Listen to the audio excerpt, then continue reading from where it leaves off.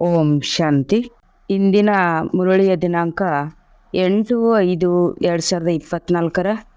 ಪ್ರಾತಃ ಮುರಳಿ. ಓಂ ಶಾಂತಿ. ಬಾಪ್ತಾದ ಮಧುಬನ. ಮಧುರ ಮಕ್ಕಳೇ, ವಿಶ್ವದ ಸರ್ವ ಆತ್ಮಗಳು ಬುದ್ಧಿ ಇಲ್ಲದವರು, ದುಃಖಿಗಳಾಗಿದ್ದಾರೆ. ನೀವು ಅವರ ಮೇಲೆ ಉಪಕಾರ ಮಾಡಿ ತಂದೆಯ ಪರಿಚಯ ಕೊಟ್ಟು ಖುಷಿಯಲ್ಲಿ ತನ್ನಿ, ಅವರ ಕಣ್ಣನ್ನು ತೆರೆಯಿರಿ. ಬಾಪ್ತಾದ ಹೇಳ್ತಿದ್ದಾರೆ, ವಿಶ್ವದ ಸರ್ವ ಆತ್ಮಗಳು ಬುದ್ಧಿ ಇಲ್ಲದವರು, ಜ್ಞಾನ ಇಲ್ಲದವರು, ದುಃಖಿಗಳಾಗಿದ್ದಾರೆ. ನೀವು ಅವರ ಮೇಲೆ ಉಪಕಾರ ಮಾಡಿ ತಂದೆಯ ಪರಿಚಯ ಕೊಟ್ಟು ಖುಷಿಯಲ್ಲಿ ತನ್ನಿ, ಅವರ ಕಣ್ಣನ್ನು ತೆರೆಯಿಸಿರಿ. ಪ್ರಶ್ನೆ: ಯಾವುದೇ ಸೇವಾ ಕೇಂದ್ರದ ವೃದ್ಧಿಗೆ ಆಧಾರವೇನಾಗಿದೆ? ಉತ್ತರ: ನಿಸ್ವಾರ್ಥ ಸತ್ಯ ಹೃದಯದ ಸೇವೆ. ನಿಮಗೆ ಸೇವೆಯಲ್ಲಿ ಸದಾ ಆಸಕ್ತಿ ಇದ್ದರೆ ಹುಂಡಿ ತುಂಬುತ್ತಿರುತ್ತದೆ. ಎಲ್ಲಿ ಸೇವೆ ಇರ್ತದೆಯೋ ಅಲ್ಲಿ ಪ್ರಬಂಧ ಮಾಡಬೇಕು. ಯಾರಿಂದಲೂ ಬೇಡಬಾರದು. ಬೇಡುವುದಕ್ಕಿಂತ ಸಾಯುವುದು ಲೇಸು. ಎಲ್ಲವೂ ತಾನಾಗಿ ಬರುತ್ತದೆ. ನೀವು ಹೊರಗಿನ ಜಗತ್ತಿನರಂತೆ ಚಂದ ಸೇರಿಸಬಾರದು. ಬೇಡುವುದರಿಂದ ಸೇವಾ ಕೇಂದ್ರ ಸಂಪನ್ನವಾಗೋದಿಲ್ಲ, ವೃದ್ಧಿಯಾಗೋದಿಲ್ಲ. ಆದ್ದರಿಂದ ಬೇಡದೆ ಸೇವಾ ಕೇಂದ್ರವನ್ನು ವೃದ್ಧಿ ಮಾಡಬೇಕು. ಓಂ ಶಾಂತಿ. ಆತ್ಮಿಕ ಮಕ್ಕಳು ಇಲ್ಲಿ ಕುಳಿತಿದ್ದೀರಿ ಹಾಗೂ ಬುದ್ಧಿಯಲ್ಲಿ ಈ ಜ್ಞಾನವಿದೆ. ನಾವು ಆರಂಭದಲ್ಲಿ ಹೇಗೆ ಮೇಲಿಂದ ಬರುತ್ತೇವೆ? ಆರಂಭದಲ್ಲಿ ಮೊದಲು ಪರಂಧಾಮದಿಂದ ಬರುತ್ತೇವೆ. ವಿಷ್ಣುವಿನ ಅವತರಣೆಯ ಆಟವನ್ನು ತೋರಿಸುತ್ತಾರೆ. ವಿಮಾನದಲ್ಲಿ ಕುಳಿತು ವಿಷ್ಣು ಮೇಲಿಂದ ಇಳಿಯುತ್ತಾನೆ. ನೀವು ಮಕ್ಕಳು ತಿಳಿದಿದ್ದೀರಿ, ಅವತಾರ ಮೊದಲಾದವುಗಳೆಲ್ಲವೂ ತೋರಿಸುವುದು ತಪ್ಪಾಗಿದೆ. ಈಗ ನೀವು ತಿಳಿದುಕೊಂಡಿದ್ದೀರಿ, ನಾವು ಆತ್ಮರು ಮೂಲತಃ ಎಲ್ಲಿದ್ದವರು, ಹೇಗೆ ಮೇಲಿಂದ ಮತ್ತೆ ಇಲ್ಲಿಗೆ ಬರುತ್ತೇವೆ, ಹೇಗೆ 84 ಜನ್ಮಗಳ ಪಾತ್ರವನ್ನು ಅಭಿನಯಿಸಿ ಪತಿತರಾಗುತ್ತೇವೆ. ಈಗ ತಂದೆ ಮತ್ತೆ ಪವಿತ್ರ ಮಾಡುತ್ತಾರೆ. ವಿದ್ಯಾರ್ಥಿಗಳಾದ ನಿಮ್ಮ ಬುದ್ಧಿಯಲ್ಲಿ ಅಗತ್ಯವಾಗಿ ಇದು ಇರಬೇಕು. ನಾವು 84 ಜನ್ಮಗಳಲ್ಲಿ ಹೇಗೆ ಸುತ್ತಾಡುತ್ತೇವೆ, ಇದು ಸ್ಮೃತಿಯಲ್ಲಿರಬೇಕಾಗಿದೆ. ತಂದೆ ನೀವು ಹೇಗೆ 84 ಜನ್ಮಗಳನ್ನು ಪಡೆಯುತ್ತೀರೆಂದು ತಿಳಿಸುತ್ತಾರೆ. ಕಲ್ಪದ ಆಯುಷ್ಯವನ್ನು ಬಹಳ ವಿಸ್ತಾರ ಮಾಡಿರುವ ಕಾರಣ ಈ ಸಹಜ ಮಾತನ್ನು ಮನುಷ್ಯರು ತಿಳಿದುಕೊಳ್ಳುವುದಿಲ್ಲ.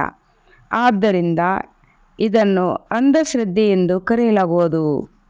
ಉಳಿದ ಎಲ್ಲ ಧರ್ಮಗಳು ಹೇಗೆ ಸ್ಥಾಪನೆಯಾಗುತ್ತದೆ ಎಂದು ನಿಮ್ಮ ಬುದ್ಧಿಯಲ್ಲಿದೆ. ಪುನರ್ಜನ್ಮವನ್ನು ತೆಗೆದುಕೊಳ್ಳುತ್ತಾ ಪಾತ್ರವನ್ನು ಅಭಿನಯಿಸುತ್ತಾ ಈಗ ಅಂತ್ಯದಲ್ಲಿ ಬಂದು ತಲುಪಿದ್ದೇವೆಂದು ಈಗ ನೀವು ತಿಳಿದುಕೊಂಡಿದ್ದೀರಿ. ಈಗ ಮತ್ತೆ ಹಿಂತಿರುಗಿ ಹೋಗುತ್ತೇವೆ. ಈ ಜ್ಞಾನವು ನೀವು ಮಕ್ಕಳಿಗಾಗಿಯೇ ಇದೆ. ಪ್ರಪಂಚದಲ್ಲಿ ಯಾರೂ ಸಹ ಈ ಜ್ಞಾನವನ್ನು ತಿಳಿದುಕೊಂಡಿಲ್ಲ. 5000 ವರ್ಷಗಳ ಹಿಂದೆ ಸ್ವರ್ಗವಿತ್ತು ಎಂದು ಹೇಳುತ್ತಾರೆ, ಆದರೆ ಇದನ್ನು ಸ್ವಲ್ಪವೂ ತಿಳಿದುಕೊಂಡಿಲ್ಲ. ಅವಶ್ಯವಾಗಿ ಆದಿಸನಾತನ ದೇವಿ ದೇವತೆಗಳ ರಾಜ್ಯವಿತ್ತು, ಆದರೆ ಇದನ್ನು ಸ್ವಲ್ಪವೂ ತಿಳಿದುಕೊಂಡಿಲ್ಲ. ನಾವು ಸಹ ಮೊದಲು ತಿಳಿದುಕೊಂಡಿರಲಿಲ್ಲ ಎಂಬುದನ್ನು ನೀವೇ ತಿಳಿದುಕೊಂಡಿದ್ದೀರಿ. ಅನ್ಯ ಧರ್ಮದವರು ತಮ್ಮ ಧರ್ಮ ಸ್ಥಾಪಕನನ್ನೇನು ತಿಳಿದುಕೊಂಡಿರುವುದಿಲ್ಲವೇನು? ಈಗ ತಿಳಿದಿರುವವರು ಹಾಗೂ ಜ್ಞಾನ ಸಂಪನ್ನರಾಗಿದ್ದೀರಿ. ಪ್ರಪಂಚದಲ್ಲಿರುವವರೆಲ್ಲರೂ ತಿಳುವಳಿಕೆ ಇಲ್ಲದವರಾಗಿದ್ದಾರೆ. ನಾವು ಎಷ್ಟೊಂದು ಬುದ್ಧಿವಂತರಾಗಿದ್ದೆವು, ಈಗ ಮತ್ತೆ ಬುದ್ಧಿ ಇಲ್ಲದವರಾಗಿದ್ದೇವೆ. ಮತ್ತು ಈಗ ತಿಳುವಳಿಕೆ ಇಲ್ಲದ ಅಪರಿಚಿತರಾಗಿದ್ದೇವೆ. ಮನುಷ್ಯರಾಗಿದ್ದು ಅಥವಾ ಪಾತ್ರಧಾರಿಗಳಾಗಿದ್ದು ನಾವು ತಿಳಿದುಕೊಂಡಿರಲಿಲ್ಲ. ನೋಡಿ, ಜ್ಞಾನದ ಪ್ರಭಾವ ಹೇಗಿದೆ ಎಂಬುದನ್ನು ನೀವು ಮಾತ್ರ ತಿಳಿದುಕೊಂಡಿದ್ದೀರಿ. ಆದ್ದರಿಂದ ಮಕ್ಕಳ ಅಂತರದಲ್ಲಿ ಎಷ್ಟೊಂದು ದಗ್ಧವಾಗಿರಬೇಕು. ಧಾರಣೆಯಾದಾಗ ಅಂತರದಲ್ಲಿ ಖುಷಿಯಾಗುತ್ತದೆ. ನಾವು ಪ್ರಾರಂಭದಲ್ಲಿ ಹೇಗೆ ಬಂದು ಈಗ ಶೂದ್ರ ಕುಲದಿಂದ ಬ್ರಾಹ್ಮಣ ಕುಲದಲ್ಲಿ ಪರಿವರ್ತನೆಯಾದೆವೆಂದು ನೀವು ತಿಳಿದುಕೊಂಡಿದ್ದೀರಿ. ಈ ಸೃಷ್ಟಿ ಚಕ್ರವು ಹೇಗೆ ತಿರುಗುತ್ತದೆ ಎಂಬುದನ್ನು ನಿಮ್ಮ ವಿನ ಬೇರೆ ಯಾರೂ ತಿಳಿದುಕೊಂಡಿಲ್ಲ. ಅಂತರದಲ್ಲಿ ಜ್ಞಾನದ ನೃತ್ಯ ಮಾಡಬೇಕು. ಮನುಷ್ಯನಲ್ಲಿ ಜ್ಞಾನ ನೃತ್ಯ ಮಾಡಬೇಕಾಗಿದೆ.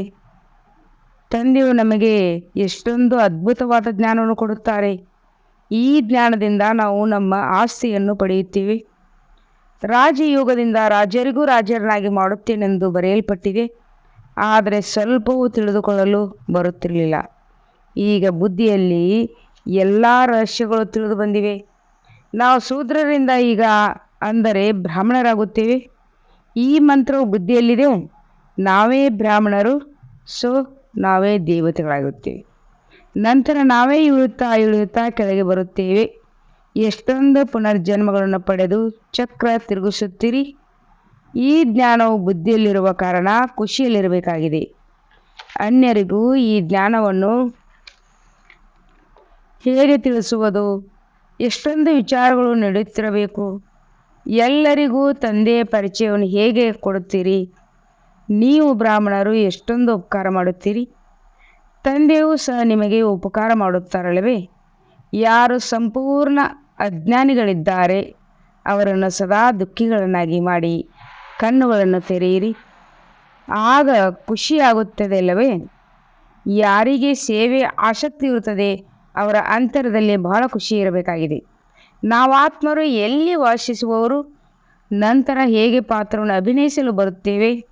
ಎಷ್ಟು ಶ್ರೇಷ್ಠರಾಗಿದ್ದವರು ನಂತರ ಹೇಗೆ ಕನಿಷ್ಠದಲ್ಲಿ ಬರುತ್ತಾರೆ? ನಂತರ ರಾವಣ ರಾಜ್ಯವು ಯಾವಾಗ ಪ್ರಾರಂಭವಾಗುತ್ತದೆ? ಈಗ ಇದು ಬುದ್ಧಿಯಲ್ಲಿಂದ ಬಂದಿದೆ. ಈಗ ಇದು ಬುದ್ಧಿಯಲ್ಲಿ ಬಂದಿದೆ. ಭಕ್ತಿ ಮತ್ತು ಜ್ಞಾನದಲ್ಲಿ ರಾತ್ರಿ ಹಗಲಿನ ಅಂತರವಿದೆ. ಪ್ರಾರಂಭದಿಂದ ಯಾರು ಭಕ್ತಿ ಮಾಡಿದರೂ ನೀವು ಹೇಳುತ್ತೀರಿ, ಮೊಟ್ಟ ಮೊದಲು ನಾವು ಬಂದೆವು ಅಂದಾಗ ಬಹಳ ಸುಖವನ್ನು ನೋಡಿದೆವು. ನಂತರ ನಾವೇ ಭಕ್ತಿಯನ್ನು ಮಾಡಲು ಹೊರತೊಡಗಿದೆವು. ಪೂಜ್ಯ ಮತ್ತು ಪೂಜಾರಿ ಆಗುವುದರಲ್ಲಿ ರಾತ್ರಿ ಹಗಲಿನ ಅಂತರವಿದೆ. ನಿಮ್ಮ ಬಳಿ ಈಗ ಎಷ್ಟು ಜ್ಞಾನವಿದೆ? ಖುಷಿಯಾಗಿರಬೇಕಲ್ಲವೇ?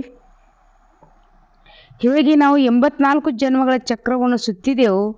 84 ಜನ್ಮವೆಲ್ಲಿ, 84 ಲಕ್ಷ ಜನ್ಮವೆಲ್ಲಿ? ಇಷ್ಟು ಚಿಕ್ಕ ಮಾತು ಸಹ ಯಾರಿಗೂ ಗಮನದಲ್ಲಿ ಬರುವುದಿಲ್ಲ. ಲಕ್ಷಾಂತರ ವರ್ಷಗಳ ಹೋಲಿಕೆಯಲ್ಲಿ ಇದು ಒಂದೆರಡು ದಿನಗಳಿಗೆ ಸಮಾನವಾಗಿದೆ. ಒಳ್ಳೊಳ್ಳೆಯ ಮಕ್ಕಳ ಬುದ್ಧಿಯಲ್ಲಿದೆ. ಒಳ್ಳೊಳ್ಳೆಯ ಮಕ್ಕಳ ಬುದ್ಧಿಯಲ್ಲಿ ಈ ಚಕ್ರವು ತಿರುಗುತ್ತಿರುತ್ತದೆ. ಆದ್ದರಿಂದ ಸುದರ್ಶನ ಚಕ್ರಧಾರಿ ಎಂದು ಕರೆಯಲಾಗುವುದು. ಸತ್ಯಯುಗದಲ್ಲಿ ಈ ಜ್ಞಾನವಿರುವುದಿಲ್ಲ. ಸ್ವರ್ಗದ ಮಹಿಮೆಯನ್ನು ಎಷ್ಟೊಂದು ವರ್ಣಿಸುತ್ತಿರುತ್ತಾರೆ. ಆಗ ಭಾರತ ಮಾತ್ರವೇ ಇತ್ತು, ಮತ್ತೆ ಏನಿತ್ತು ಅದು ಹಾಗೇ ಆಗುತ್ತದೆ. ಪ್ರಪಂಚದಲ್ಲಿದ್ದು ನೋಡಿದರೆ ಏನೂ ತಿಳಿಯುವುದಿಲ್ಲ. ಸಾಕ್ಷಾತ್ಕಾರವೂ ಆಗುತ್ತದೆ. ನಿಮಗೆ ಈ ಹಳೆಯ ಪ್ರಪಂಚವು ಸಮಾಪ್ತಿಯಾಗಿ ನಾವು ನಂಬರ್ ವಾರಾಗಿ ಹೊಸ ಪ್ರಪಂಚದಲ್ಲಿ ಬರುತ್ತೇವೆ ಎಂದು ತಿಳಿದುಕೊಂಡಿದ್ದೀರಿ. ಆತ್ಮರು ಪಾತ್ರವನ್ನು ಅಭಿನಯಿಸಲು ಹೇಗೆ ಬರುತ್ತೇವೆ ಎಂದು ತಿಳಿದುಕೊಂಡು ಬಿಟ್ಟಿದ್ದೀರಿ. ನಾಟಕದಲ್ಲಿ ತೋರಿಸುವಂತೆ ಆತ್ಮಗಳೇನು ಮೇಲಿನಿಂದ ಇಳಿದು ಬರುವುದಿಲ್ಲ. ನಾಟಕದಲ್ಲಿ ತೋರಿಸುವಂತೆ ಆತ್ಮಗಳೇನು ಮೇಲಿನಿಂದ ಇಳಿದು ಬರುವುದಿಲ್ಲ. ಆತ್ಮನನ್ನು ಈ ಕಣ್ಣುಗಳಿಂದ ನೋಡಲು ಸಾಧ್ಯವಿಲ್ಲ. ಆದರೆ ಆತ್ಮವು ಹೇಗೆ ಬರುತ್ತದೆ? ಇಷ್ಟು ಚಿಕ್ಕ ಶರೀರದಲ್ಲಿ ಪ್ರವೇಶವಾಗುತ್ತದೆ. ಇದು ಬಹಳ ಅದ್ಭುತವಾದ ಆಟವಾಗಿದೆ. ಇದು ಈಶ್ವರೀಯ ವಿದ್ಯೆಯಾಗಿದೆ. ಇಲ್ಲಿ ಹಗಲು ರಾತ್ರಿ ವಿಚಾರ ನಡೆಯುತ್ತಾ ಇರಬೇಕಾಗಿದೆ. ನಾವು ಒಮ್ಮೆ ನೋಡಿದಂಥ ಹೇಗೆ ವರ್ಣನೆ ಮಾಡುತ್ತೀವೆಯೋ ಹಾಗೆಯೇ ನಾವು ಇದನ್ನು ತಿಳಿದುಕೊಂಡಿದ್ದೇವೆ. ಮೊದಲಾದಲ್ಲೆಲ್ಲ ಜಾದೂ ಮಾಡುವವರು ಬಹಳಷ್ಟು ವಸ್ತುಗಳನ್ನು ತೆಗೆದು ತೋರಿಸುತ್ತಿದ್ದರು. ತಂದೆಗೂ ಸಹ ಜಾದೂಗಾರ್, ಸೌದಾಗಾರ್, ರತ್ನಾಗಾರ್ ಎಂದು ಹೇಳುತ್ತಾರಲ್ಲವೇ? ಆತ್ಮನಲ್ಲಿಯೇ ಎಲ್ಲ ಜ್ಞಾನವು ನಿಲ್ಲುತ್ತದೆ. ಆತ್ಮವೇ ಜ್ಞಾನಸಾಗರನಾಗುತ್ತದೆ. ಪರಮಾತ್ಮನಿಗೂ ಜ್ಞಾನಸಾಗರನೆಂದು ಹೇಳುತ್ತಾರೆ. ಆದರೆ ಅವರಲ್ಲಿ ಯಾವ ಜ್ಞಾನವಿದೆ? ಅವರು ಯಾರು? ಅವರು ಹೇಗೆ ಜಾದೂಗಾರಾಗಿದ್ದಾರೆ? ಇದು ಮೊದಲು ಯಾರಿಗೂ ಗೊತ್ತಿರಲಿಲ್ಲ. ನಿಮಗೂ ಸಹ ಮುಂಚೆಯೇ ತಿಳಿದಿರಲಿಲ್ಲ. ಈಗ ತಂದೆಯು ಬಂದು ದೇವತೆಯನ್ನಾಗಿ ಮಾಡಿಸುತ್ತಾರೆ ಅಂದಾಗ ಅಂತರದಲ್ಲಿ ಎಷ್ಟೊಂದು ಖುಷಿಯಾಗಬೇಕು. ಒಬ್ಬ ತಂದೆಯೇ ಜ್ಞಾನಪೂರ್ಣರಾಗಿದ್ದಾರೆ, ನಮಗೆ ಓದಿಸುತ್ತಲೂ ಇದ್ದಾರೆ. ಇದನ್ನು ನೀವು ಮಕ್ಕಳು ಮಾತ್ರ ತಿಳಿದುಕೊಂಡಿದ್ದೀರಿ. ಇದನ್ನು ಹಗಲು ರಾತ್ರಿ ಅಂತರದಲ್ಲಿ ಸ್ಮರಣೆ ಮಾಡಬೇಕಾಗಿದೆ. ಈ ಬೆವರಿನ ನಾಟಕವನ್ನು ಒಬ್ಬ ತಂದೆಯೇ ತಿಳಿಸುತ್ತಾರೆ, ಬೇರೆ ಯಾರೂ ಹೇಳಲಾಗುವುದಿಲ್ಲ. ತಂದೆಯು ಅದನ್ನೆಲ್ಲ ನೋಡಿದ್ದಾರೇನು? ಆದರೆ ಅವರಲ್ಲಿ ಪೂರ್ಣ ಜ್ಞಾನವಿದೆ. ತಂದೆ ತಿಳಿಸುತ್ತಾರೆ, ನಾನು ಸತ್ಯ ತ್ರೇತಾಯುಗದಲ್ಲಿ ಬರುವುದಿಲ್ಲ, ಆದರೆ ಸಂಪೂರ್ಣ ಜ್ಞಾನವನ್ನು ತಿಳಿಸುತ್ತೇನೆ. ಆಶ್ಚರ್ಯವಾಗುತ್ತದೆಯಲ್ಲವೇ? ಯಾರು ಎಂದೂ ಪಾತ್ರವೇ ಮಾಡಿರುವುದಿಲ್ಲ, ಅವರು ಹೇಗೆ ತಿಳಿಸುತ್ತಾರೆ? ತಂದೆಯು ತಿಳಿಸುತ್ತಾರೆ, ನಾನು ಏನನ್ನೂ ನೋಡಿಲ್ಲ, ಸತ್ಯ ತ್ರೇತಾಯುಗದಲ್ಲಿಯೂ ಬರುವುದಿಲ್ಲ, ಆದರೆ ನನ್ನಲ್ಲಿ ಎಷ್ಟು ಒಳ್ಳೆಯ ಜ್ಞಾನವಿದೆ. ನಾನು ಒಮ್ಮೆ ಮಾತ್ರ ಬಂದು ನಿಮಗೆ ಹೇಳುತ್ತೇನೆ, ನೀವು ಪಾತ್ರವನ್ನು ಅಭಿನಯಿಸಿದ್ದೀರಿ, ಆದರೆ ನೀವು ತಿಳಿದುಕೊಂಡಿಲ್ಲ. ಆದರೆ ಯಾರು ಪಾತ್ರವನ್ನು ಅಭಿನಯಿಸಿಲ್ಲ, ಅವರು ಎಲ್ಲವನ್ನು ಹೇಳುವುದು ಆಶ್ಚರ್ಯವಲ್ಲವೇ? ನಾವು ಪಾತ್ರಧಾರಿಗಳಾಗಿದ್ದೆವು, ನಾವೇನೂ ತಿಳಿದುಕೊಂಡಿಲ್ಲ. ತಂದೆಯಲ್ಲಿ ಎಷ್ಟೊಂದು ಜ್ಞಾನವಿದೆ.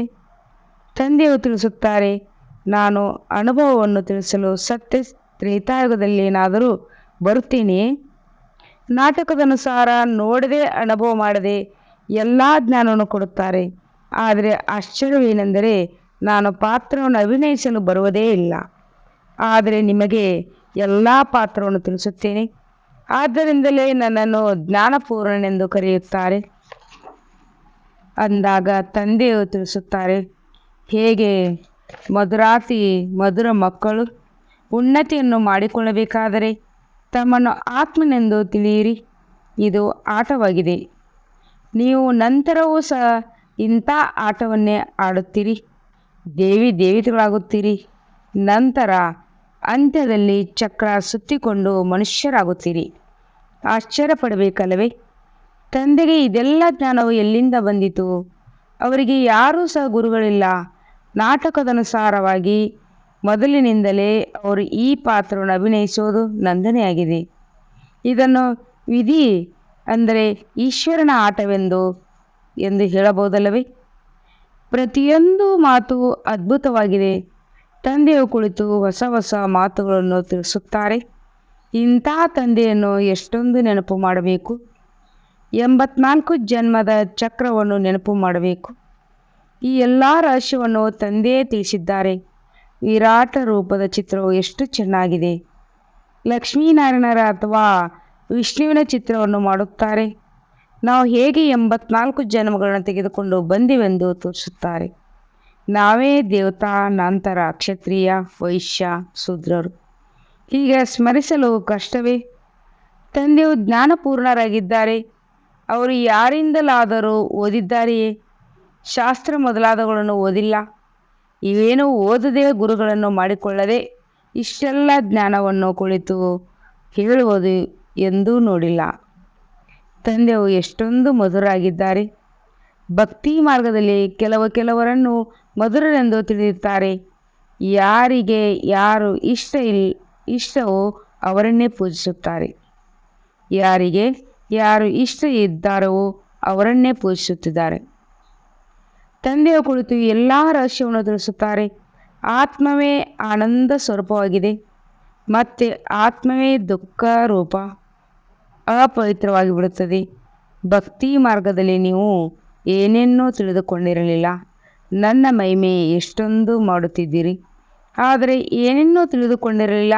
ಇದು ಸಹ ಎಷ್ಟೊಂದು ವಿಚಿತ್ರವಾದ ಆಟವಾಗಿದೆ. ಈ ಎಲ್ಲ ಆಟವನ್ನು ತಂದೆಯು ತಿಳಿಸುತ್ತಾರೆ. ಇಷ್ಟೊಂದು ಚಿತ್ರ, ಏಣಿ ಮೊದಲಾದವುಗಳನ್ನು ಎಂದೂ ನೋಡಿರಲಿಲ್ಲ. ಈಗ ನೋಡುತ್ತಾ ಕೇಳುತ್ತೇವೆಂದಾಗ ಈ ಜ್ಞಾನವು ಯಥಾರ್ಥವಾಗಿದೆ ಎಂದು ಹೇಳುತ್ತಾರೆ. ಆದರೆ ಕಾಮ ಮಹಾಶತ್ರುವಾಗಿದೆ. ಇದನ್ನು ಗೆಲ್ಲಬೇಕು. ಇದನ್ನು ಕೇಳಿ ನಿರುತ್ಸಾಹಿಗಳಾಗಿ ಬಿಡುತ್ತಾರೆ. ನೀವು ಎಷ್ಟೇ ಹೇಳಿದರೂ ತಿಳಿದುಕೊಳ್ಳುವುದಿಲ್ಲ. ಎಷ್ಟೊಂದು ಕಷ್ಟವಾಗುತ್ತದೆ. ಇದನ್ನು ಸಹ ತಿಳಿದುಕೊಂಡಿದ್ದೀರಿ. ಕಲ್ಪದ ಮೊದಲು ಯಾರು ತಿಳಿದುಕೊಂಡಿದ್ದಾರೋ ಅವರೇ ತಿಳಿದುಕೊಳ್ಳುತ್ತಾರೆ. ಯಾರು ದೈವೀ ಪರಿವಾರದವರಾಗುವರು ಇದ್ದಾರೆಯೋ ಅವರಿಗೆ ಧಾರಣೆಯಾಗುತ್ತದೆ. ನಿಮಗೆ ತಿಳಿದಿದೆ, ನಾವು ಶ್ರೀಮತದಂತೆ ರಾಜಧಾನಿಯನ್ನು ಸ್ಥಾಪನೆ ಮಾಡುತ್ತೇವೆ. ತಂದೆಯ ಆದೇಶವಾಗಿದೆ, ಅನ್ಯರನ್ನು ತಮ್ಮ ಸಮಾನ ಮಾಡಿಕೊಳ್ಳಿ. ತಂದೆಯ ಎಲ್ಲ ಜ್ಞಾನವನ್ನು ತಿಳಿಸುತ್ತಿದ್ದಾರೆ. ನೀವು ಸಹ ಕೇಳುತ್ತಿದ್ದೀರಿ ಅಂದಾಗ ಅವಶ್ಯವಾಗಿ ಈ ಶಿವತಂದೆಯ ರಥವು ಕೇಳಲು ಸಾಧ್ಯವಿದೆ. ಆದರೆ ತಮ್ಮನ್ನು ಗುಪ್ತ ಮಾಡಿಬಿಟ್ಟಿದ್ದಾರೆ. ನೀವು ಶಿವತಂದೆಯನ್ನೇ ನೆನಪು ಮಾಡುತ್ತೀರಿ. ಬ್ರಹ್ಮ ಮಹಿಮೆಯನ್ನು ಮಾಡಬೇಡಿ. ಸರ್ವರ ಸದ್ಗತಿದಾತ ಮಾಯೆಯಿಂದ ಬಿಡಿಸುವವರು ಒಬ್ಬರೇ ಆಗಿದ್ದಾರೆ ಶಿವತಂದೆ. ತಂದೆಯು ಹೇಗೆ ಕುಳಿತು ನಿಮಗೆ ತಿಳಿಸುತ್ತಾರೆ. ಇದನ್ನು ನೀವು ಮಕ್ಕಳು ವಿನಃ ಬೇರೆ ಯಾರಿಗೂ ಗೊತ್ತಿಲ್ಲ. ಮನುಷ್ಯರಿಗೆ ರಾವಣನು ಎಂಥ ವಸ್ತುವಾಗಿದ್ದಾನೆ, ಪ್ರತಿ ವರ್ಷ ಸುಡುತ್ತಾ ಬಂದಿದ್ದೇವೆ ಎನ್ನುವುದನ್ನು ತಿಳಿದಿಲ್ಲ. ಆ ರೀತಿಯ ಶತ್ರುಗಳ ಪ್ರಕೃತಿಯನ್ನೇ ಮಾಡಲಾಗುತ್ತದೆ ಅಲ್ಲವೇ. ಈಗ ನಿಮಗೆ ರಾವಣ ಭಾರತದ ಶತ್ರುವಾಗಿದ್ದಾನೆಂದು ತಿಳಿದಿದೆ. ಆ ರಾವಣನೇ ಭಾರತವನ್ನು ದುಃಖಿ ಕಂಗಾಲು ಮಾಡಿಬಿಟ್ಟಿದ್ದಾನೆ. ಎಲ್ಲರೂ ಪಂಚವಿಕಾರಗಳೆಂಬ ರಾವಣನ ಮುಷ್ಟಿಯಲ್ಲಿ ಸಿಕ್ಕಿಕೊಂಡಿದ್ದಾರೆ. ಮಕ್ಕಳ ಅಂತರದಲ್ಲಿ ಈ ಚಿಂತೆ ಇರಬೇಕು. ಹೇಗೆ ಅನ್ಯರನ್ನು ರಾವಣನಿಂದ ಬಿಡಿಸಬಹುದು. ಸೇವಾದ ಅವಕಾಶವಿದ್ದಾಗ ಪ್ರಬಂಧ ಮಾಡಬೇಕು. ಸತ್ಯ ಹೃದಯದಿಂದ ನಿಸ್ವಾರ್ಥ ಭಾವದಿಂದ ಸೇವೆ ಮಾಡಬೇಕು.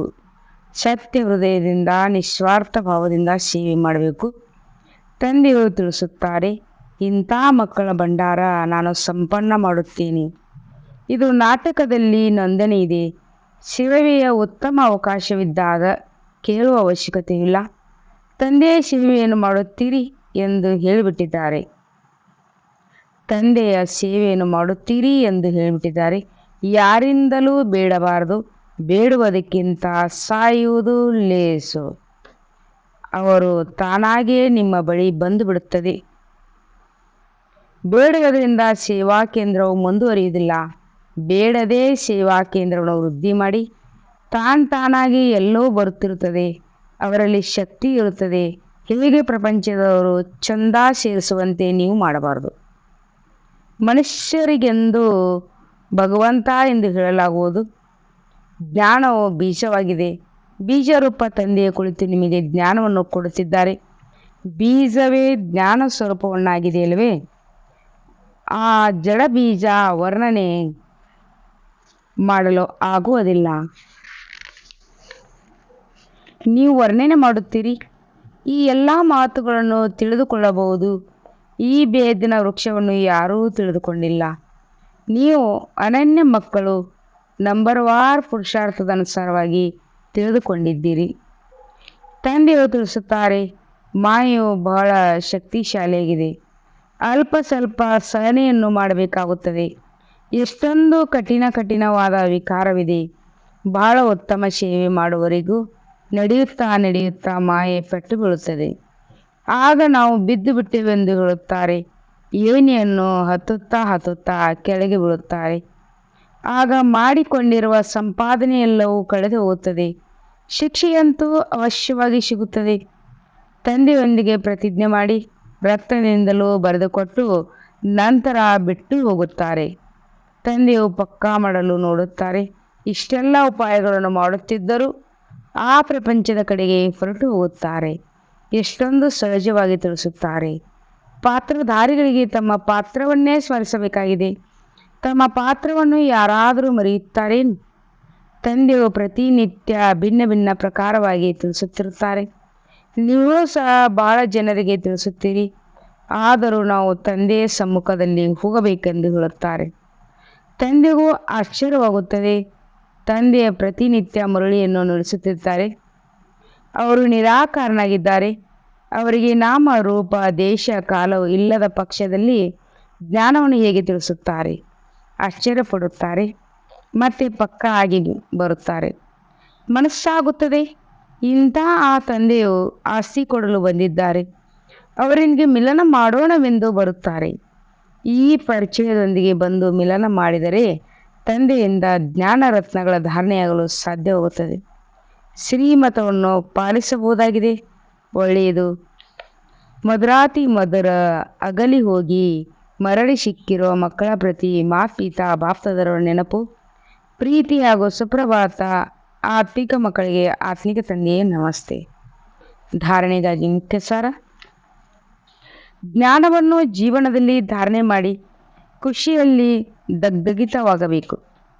ಅದ್ಭುತವಾದ ಜ್ಞಾನ ಹಾಗೂ ಜ್ಞಾನದಾತನನ್ನು ಸ್ಮರಿಸುತ್ತಾ ಜ್ಞಾನದ ನೃತ್ಯ ಮಾಡಬೇಕು. ಜ್ಞಾನವನ್ನು ಜೀವನದಲ್ಲಿ ಧಾರಣೆ ಮಾಡಿ ಖುಷಿಯಲ್ಲಿ ಡ್ಯಾನ್ಸ್ ಮಾಡಿ ಅದ್ಭುತವಾದ ಜ್ಞಾನ ಹಾಗೂ ಜ್ಞಾನದಾತನನ್ನು ಸ್ಮರಿಸುತ್ತಾ ಜ್ಞಾನದ ನೃತ್ಯ ಮಾಡಬೇಕು. 2ನೇ ಪಾಯಿಂಟ್ ಆಗಿದೆ, ತಮ್ಮ ಪಾತ್ರವನ್ನಷ್ಟೇ ಸ್ಮರಣೆ ಮಾಡಬೇಕು, ಅನ್ಯರ ಪಾತ್ರವನ್ನು ನೋಡಬಾರದು. ಮಾಯೆಯು ಬಹಳ ಶಕ್ತಿಶಾಲಿಯಾಗಿದೆ, ಆದ್ದರಿಂದ ಬಹಳ ಎಚ್ಚರಿಕೆಯಿಂದ ಇರಬೇಕು. ತಮ್ಮ ಉನ್ನತಿಯಲ್ಲಿ ತೊಡಗಿರಬೇಕು, ಸೇವೆಯಲ್ಲಿ ಆಸಕ್ತಿಯನ್ನಿಟ್ಟುಕೊಳ್ಳಬೇಕು. ವರದಾನ: ಒಳ್ಳೆಯದರ ಮೇಲೆ ಪ್ರಭಾವಿತರಾಗುವ ಬದಲು ಅದನ್ನು ಸ್ವಯಂನಲ್ಲಿ ಧಾರಣೆ ಮಾಡುವಂಥ ಪರಮಾತ್ಮ ಸ್ನೇಹಿ ಭವ. ಒಂದು ವೇಳೆ ಪರಮಾತ್ಮನ ಸ್ನೇಹಿಗಳಾಗಬೇಕಾದರೆ ದೇಹಾಭಿಮಾನದ ಕಡೆ ಅಡೆತಡೆಗಳು ಚೆಕ್ ಮಾಡಿ. ಎಷ್ಟೋ ಮಕ್ಕಳು ಹೇಳುತ್ತಾರೆ, ಇವರು ಬಹಳ ಒಳ್ಳೆಯವರು, ಆದ್ದರಿಂದ ಸ್ವಲ್ಪ ದಯೆ ಬರುವುದು. ಕೆಲವರ ಶರೀರದ ಮೇಲೆ ಸೆಳೆತವಿರುತ್ತೆ, ಕೆಲವರ ಗುಣಗಳ ಅಥವಾ ವಿಶೇಷತೆಯೊಂದಿಗೆ ಸೆಳೆತ. ಆದರೆ ಆ ವಿಶೇಷತೆ ಅಥವಾ ಗುಣ ಕೊಟ್ಟವರು ಯಾರು? ಕೆಲವರು ಒಳ್ಳೆಯವರಾಗಿದ್ದಾರೆ, ಅವರು ಒಳ್ಳೆಯ ಮಾತನ್ನು ಒಲೆ ಧಾರಣೆ ಮಾಡಿ, ಆದರೆ ಅವರ ಒಳ್ಳೆಯದರ ಮೇಲೆ ಪ್ರಭಾವಿತರಾಗಬೇಡಿ. ನ್ಯಾರ ಮತ್ತು ತಂದೆಗೆ ಪ್ಯಾರ ಆಗಿ.